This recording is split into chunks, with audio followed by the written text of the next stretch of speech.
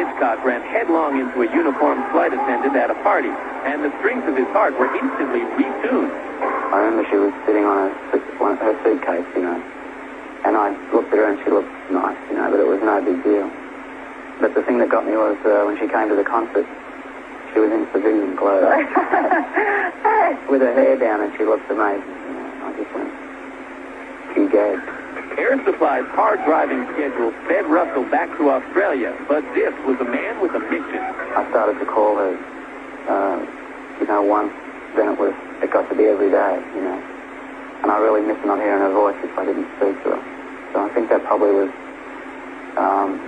where it all gelled. And then when we came back to America, we arranged to have dinner one night. And I've told her this a million times, you know, as soon as she walked in the door, I was gone, you know. This was no dewy-eyed fan. Paula Fulmer kept him at long distance. I just kept saying, why do you want to get married? You know, I want to marry you. She kept saying, well, you know, why don't we just live together? And I said, well, I want to get married. It was just a real struggle to get her to say yeah, you know. It was really nice because we were friends first. We actually, you know, became friends. And then we fell in love, which I have never had a relationship that worked like that. It was always, you know, you go in head first and then you come out, you know, soaking wet. But this time it was great because we took our time and then we really found that, you know, we wanted to be together ultimately. But the biggest surprise at their spring '86 wedding was the groom.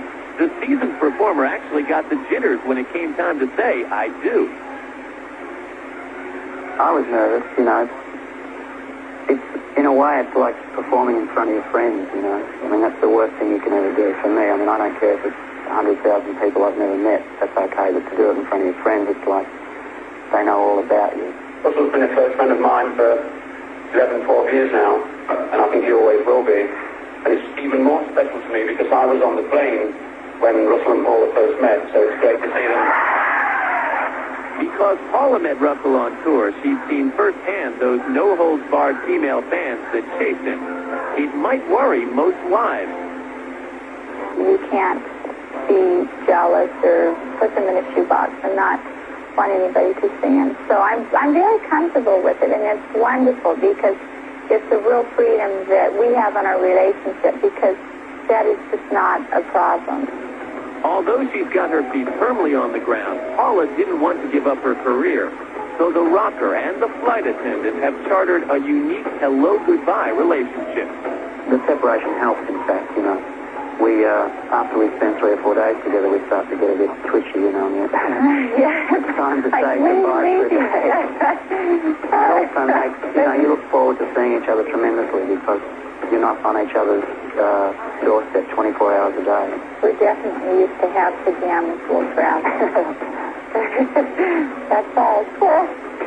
Apart, yet always together at heart, they have one ground rule that shrinks the miles between them. We never go to sleep at night without saying goodnight to each other wherever we are. And we still have that unique way of wanting to court each other, and we both try real hard. Listen to the day is, and he's right as always. We're happily ever after. Still ahead, how a Minnesota country girl became a legendary Smash Making Love video would become his real-life leading love. It's a very romantic setting, the video. You know, the old rock star and the young girl, and they're thrown together. And it's supposed to be 2 days, and it turned out to be like 2 weeks. Yeah, but during this time, Jody and I were thrown together in a lot of these circumstances. Like, while making the video, there was a couple of kissing scenes and all that, and we were all, you know. And the director couldn't break us apart. He said, okay, cut. But it was all, the video was real. Their love grew stronger, and with it, trust and friendship. Soon, pillow talk turned towards a full-time commitment.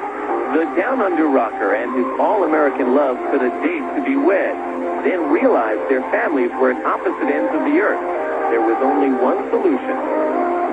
It was nice to have 2 ceremonies, because all my family lived in Australia, so we thought we'd have 2, and it worked out great. I've never spoken. Yeah, it is nervous. It is very nerve-wracking getting But it's married. an exciting nervous. It's, they were completely different weddings, so that it was new every time.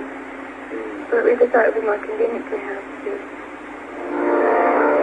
On the big day in Jody's hometown of Rockford, Illinois, it was the groom, not the bride, who got all choked up.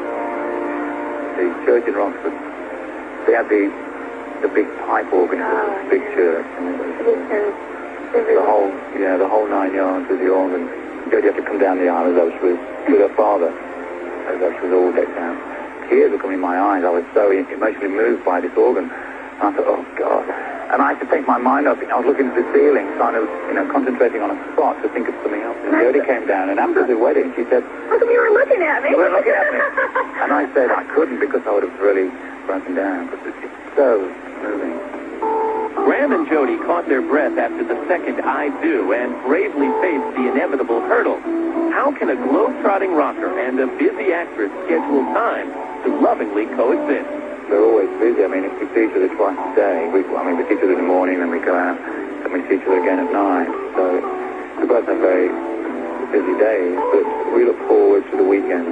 I mean, on Sundays, for instance, we don't answer the phone. We lock ourselves in. We shut the gates. We shut the gates and we sit by the pool. So we did Sunday. It was wonderful. It's great to do that. We have specific times which we don't invade that are our times. We don't let other people invade it or answering the phone saying, yes, I'll be there. We say no. But I think it's important to keep to those times.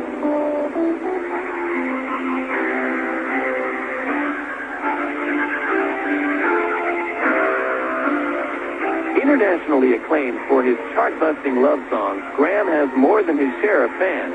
Adoring fans, willing to do absolutely anything for the attention of their idol. Almost all of them are. That's a sore point sometimes. That's a sore point with me, yes. That's a difficult one to handle. I hear these people, saying these things about Graham. That's my husband. They have fantasies like, of course, like everybody else does. But they're always talking about it. It's hard. I mean, I just have to sit down and think about our relationship, how important it is to me that I shouldn't let something like that bother me. But it still does. Take note, Air Supply fans. It's strictly hands-off newlywed Graham Russel. This musician gave up every man's fantasy for a down-home family life with the woman of his dreams. There are always things to achieve, like more gold records, #1 albums, #1 singles. But I think what's become really important to me, I think to both of us, is the family side of life. That's what's the name for a song. Family side of life.